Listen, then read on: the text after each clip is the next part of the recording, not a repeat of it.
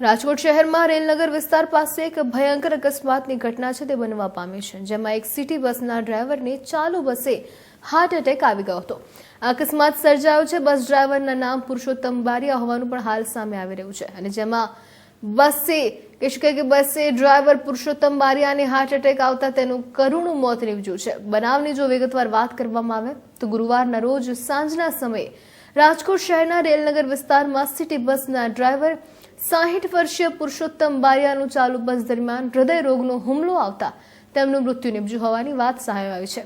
પુરુષોત્તમ બારિયાને ચાલુ બસે હૃદય રોગનો હુમલો આવવાના કારણે બસના સ્ટીયરિંગ પરથી તેમણે કાબુ ગુમાવી દીધો હતો અને જેના કારણે એક રિક્ષા સહિત 2 થી 3 વાહનો સાથે બસ ટકરાઈ ગઈ હતી।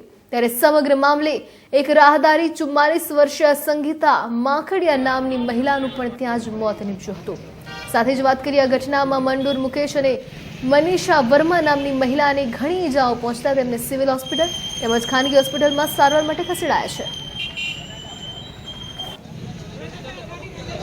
ઘટનામાં એવું હતું કે જે ડ્રાઈવર સાહેબ ગાડી ચલાવતા હતા એમને ચાલુ બસે એટેક આવ્યો એટલે ગાડી કંટ્રોલ ન રહી। મેં બ્રેક મારવાની કોશિશ કરી પણ હું પહોંચી ન શક્યો।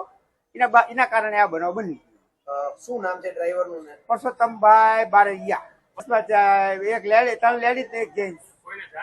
કોઈ વસ્તુ બસમાં શિવાલય ચોકેથી નીકળીને જાતીથી ડેપોએ મૂકવા। તમને ખ્યાલ કેવી રીતે પડ્યો? મને ખ્યાલ હું બાજુમાં આયા જ બેઠો હતો, ડ્રાઈવર સાહેબ ડ્રાઇવિંગ કરતા હતા। અચાનક એટેક આવ્યો। બસ કોની યાર? હું નથી જોઈ શક્યો। હું મારા ડ્રાઈવર ને સાચું મારે એવું ધ્યાન રાખું।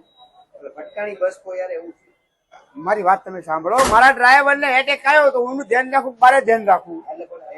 મારી ગયા એના કારણે આ બનાવ બન્યો।